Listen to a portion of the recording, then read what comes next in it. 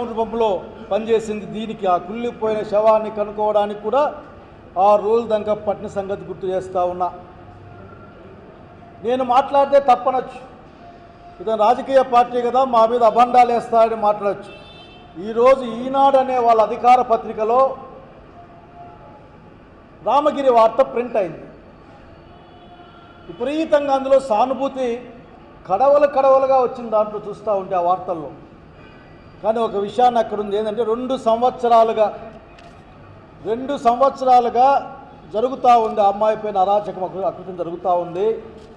ఇది మాకు తెలియకుండా ఎట్లా పోయిందని వాళ్ళు బాధపడుతూ ఉన్నారని బాధపడ్డారు. అనుమానం ఉంటే చూసుకోవచ్చు వాళ్ళు. అది 6వ పేజీ ఈ రోజునే, బహుశా జిల్లా పేజీ అనుకుంటారు. 2 ఏళ్లుగా అమానుషం, మొత్తం 15 మంది పైగా నో పేర్లు వస్తే 6 మంది అరెస్ట్ అని ఎస్పీ గారు ప్రకటిస్తూ ఉన్నారు.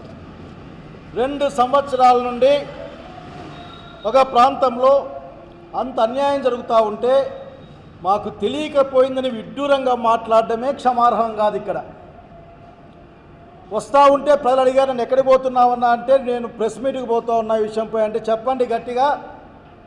ఈ రోజున దాదాపు మన అనంతపురం జిల్లాలో పోలీసు బాసుల కింద పోలీసులు పనిచేయడం లేదు, ప్రజాప్రతినిధులను చెప్పుకునే తెలుగుదేశం పార్టీ నాయకుల కింద పనిచేస్తూ ఉన్నారు. వాళ్ళు చెప్పింది అమలు చేస్తూ ఉన్నారు. అన్ని స్టేషన్లు కూడా, ఇది తప్పో ఒప్పో పోలీస్ శాఖే చెప్పాలి, అన్ని స్టేషన్లలో కూడా నేరాలని అరికట్టడం కంటే భూముల పంచాయతీలు ఎక్కువైపోయినాయని చెప్తా ఉన్నారు. లేకపోతే రాజకీయ ప్రత్యర్థులను ఏ విధంగా వేధించాలి, సోషల్ మీడియాలో పోస్టింగ్లు పెడితే వాళ్ళని ఏ విధంగా వేధించాలి అనేది ఎక్కువైపోయిందన్న విషయాన్ని పబ్లిక్గా జనాలు మాట్లాడుకుంటూ ఉన్నారు. గమనించమని కోరుతా ఉన్నా. మీ గతంలో ఉన్న అత్యున్నతమైన గొప్ప పేరుని, ఎందుకంటే ఆ పేరు తరతరాలుగా సంపాదించుకున్నారు మీరు. ఈరోజు కూటమి ప్రభుత్వం యొక్క రాజ్యాంగేతర ఉత్తర్వులను అమలు చేస్తూ చెడ్డ పేరు తెచ్చుకుంటా ఉన్నారు. గమనించాలా, మీరు పబ్లిక్కి సమాధానం చెప్పుకోవాల్సి వస్తుందని చెప్తా ఉన్నాం. అసలు నిజంగా నేనేమన్నా అసలుకి ఏంటయ్యా తమాషా పడుతుందా, చాలా ఫాస్ట్గా పనిచేస్తున్నారు కదా డిపార్ట్మెంట్ వాళ్ళన్నా. వాళ్ళే చెప్పారు, అవును సార్, కొమ్మినేని శ్రీనివాసరావుని తేవడానికి మాత్రం చాలా వేగంగా, మెరుపు వేగంతో పోయి సరిగ్గా నడవడం కూడా చేతగాని ముసలాయన కొమ్మినేని శ్రీనివాసరావుని హైదరాబాద్ నుంచి ఆ విజయవాడ దాకా తీసుకెళ్లి బహుశా ఇప్పుడు కోర్టులో పెట్టి ఉంటారేమో ఈ రోజున.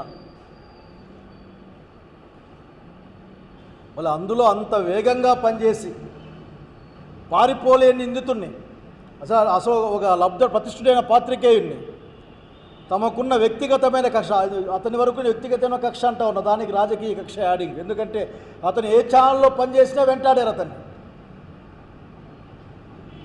అయ్యా ఇటువంటి పనులు చేస్తే తాత్కాలికంగా మీరేమైనా కానీ మీ యొక్క రాజకీయ బాసుల యొక్క శబాష్ అనే మాటలు పొందొచ్చేమో, కానీ డిపార్ట్మెంట్కి మీరు చెడ్డ పేరు తెస్తూ ఉన్నారు. డిపార్ట్మెంట్ పేరు ప్రఖ్యాతుల్ని మంటగలుపుతూ ఉన్నారు. ఇప్పటికైనా మునిగిపోయింది లేదు, లేని కేసులను పెట్టే ప్రయత్నం చేస్తూ ఉన్నారు. కేసు పెట్టిన తర్వాత నిరూపించుకున్న ప్రయత్నం నిందుతుంది, అది ఆఖరికి మీరు పెట్టి రాసేస్తారు. విచారణలో ఉన్నాయని, రుజువులు సంపాదించుకోవాలని, మాట్లాడుకోవాలని మీరు కేసులు పెట్టేస్తారు. ఎవరి కోసం పెడతారు? అంతెందుకు, ఈ ఊరిలో స్థానికంగా ఉన్న ప్రజాప్రతినిధి పైన అదే పార్టీకి సంబంధించిన వ్యక్తి నా మీద హత్యా ప్రయత్నానికి కుట్ర పన్నుతా ఉన్నారని చెప్తే అరెస్ట్ ఇంతవరకు లేదు. వాటాల్లో గొడవలపైన ఒకే పార్టీలో ఉంటే చెప్పే పరిస్థితి లేదు. కోర్టులు ఉత్తర్వులు ఇచ్చినా అమలు చేసే కార్యక్రమం లేదు. ఈ రాష్ట్రంలో నలుమూలల రోజువారీ అకృత్యాలు చూస్తూ ఉన్నా అడిగే నాతులు లేడు. పాపం ఆ రోజు ఏం జరిగింది, ఏం మాట్లాడారు మీరు మాట్లాడుకోండి.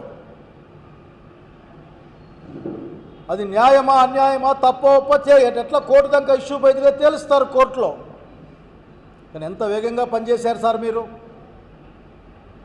అంత వేగంగా పనిచేయడం మిగతా కేసుల్లో ఎందుకు? పాపం మా అమ్మాయి, చనిపోయిన అమ్మాయి ఏం తప్పు చేసింది మా బిడ్డ? వారం తర్వాత మాట్లాడే ప్రయత్నం, హుటాహుట్న శవాన్ని తీసుకురావడం, పోస్ట్ మార్టం చేయడం, దాన్ని పూర్తి చేయడం, everything is happened. Nobody knows that. Everybody searching for the dead body. Where is she, but you or did everything. ఆలోచించుకోవాలి. దేనికోసం, ఎవరి కోసం పనిచేస్తున్నామో కూడా మీరు ఆలోచించుకోమని కోరుతా ఉన్నా. భారత రాజ్యాంగాన్ని గౌరవించండి. మీరు చేసిన ప్రమాణాలను గుర్తు తెచ్చుకోండి. నిష్పక్షపాతం వ్యవహరించాలి. ఎవరి మెప్పుదల కోసము చేస్తూ ఉంటే చాలా ఇబ్బంది వస్తున్న సంగతి సమాజానికి గుర్తు చేస్తూ ఉన్నా. అట్లాగే ఎంతమంది అసలుకి ఆ సాక్షి డిబేట్లో మాట్లాడిన పని ఎంత అన్యాయంగా మాట్లాడుతున్నారు, మీకేం కనపడడం లేదా? ఆమె రేణుకా చౌదరి మాట్లాడుతుంది, అసలుకి విజయమ్మ గారు పుట్టినప్పుడే అతన్ని చంపేయాలట. ఇప్పుడు నాకు డౌట్ వస్తుంది, ఈ సలహా ఈరోజే ఇచ్చారా, మీరు ఇంకా అనేక సార్లు ఏమైనా ఇచ్చి ఉన్నారా?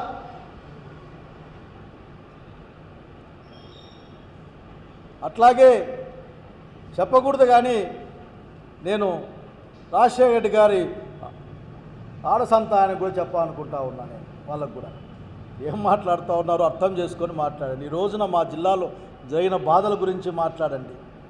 ఎందుకు నాకు ఇంకా మిమ్మల్ని ఏం అనుభూతి కావడంలే, రాజశేఖర రెడ్డి గారి సంతానం కాబట్టి.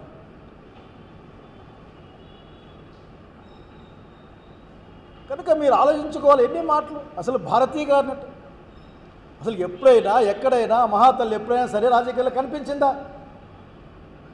మాట్లాడిందా? అంటే ఛానల్లో వచ్చిన కార్యక్రమం తప్పైతే దాన్ని ఛానల్ ఓనర్లకు అంటగడతారా మీరు?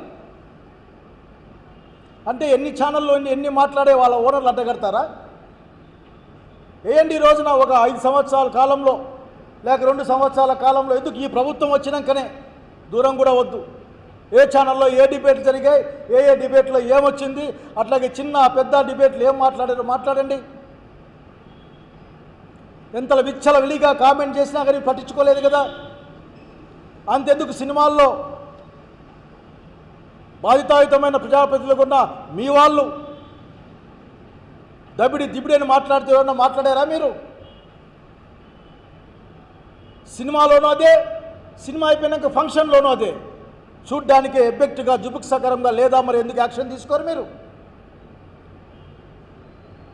ఏదేమంటే చంద్రబాబు గారు, మరొక్కసారి మిమ్మల్ని అడుగుతూ ఉన్నా, నేను పదే అడుగుతూ ఉంటాం కూడా, మీరు ఏం నేర్పించాలనుకుంటా ఉన్నారు? ఎక్కడికి రాష్ట్రాన్ని తీసుకెళ్తారు మీరు?